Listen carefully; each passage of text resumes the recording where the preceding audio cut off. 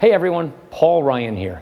Sorry I can't be with you in Louisville, but I wanted to thank you for attending the NRA's 145th annual meeting. Wow. I'm with you in spirit as we continue to fight for liberty and for freedom.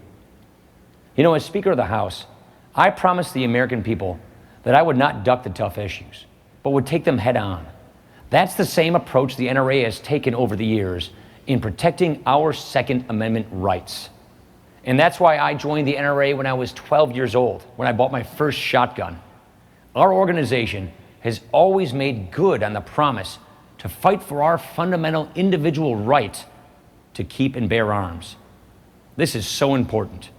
And so I appreciate the steady leadership of Wayne LaPierre and Chris Cox.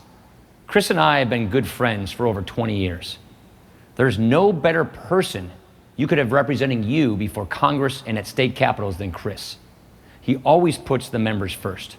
And believe me, Chris Cox knows how to win a fight, which is exactly what we need right now, because we are in the fight of our lives, where some want to fundamentally change our freedoms, our future as we know it. We are all aware that President Obama's contempt for the Second Amendment has resulted in an unprecedented attack on the rights of law-abiding gun owners. His efforts to push his gun control agenda have only intensified as he struggles to distract voters from his failed foreign policy. And his failure to confront ISIS and terrorism all around the world has brought danger to our doorstep and left Americans scared for their personal safety. President Obama has repeatedly made the choice to exploit tragic criminal acts as a means of pushing his gun control agenda. And let's be clear, none of the president's proposals would have prevented the underlying crimes in question. They would simply make it harder for law-abiding citizens to execute their constitutional right to self-defense. Friends and fellow NRA members, we are facing a critical time in our history.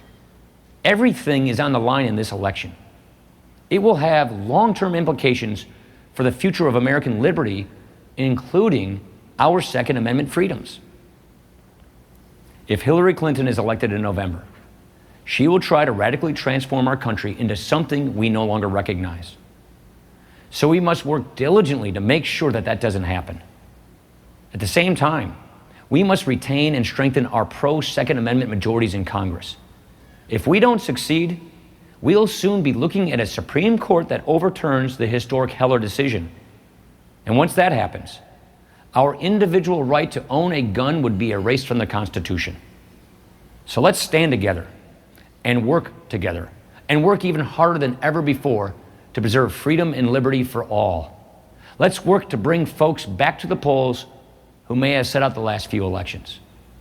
And let's dedicate ourselves to bringing new folks to the polls who may have never voted before.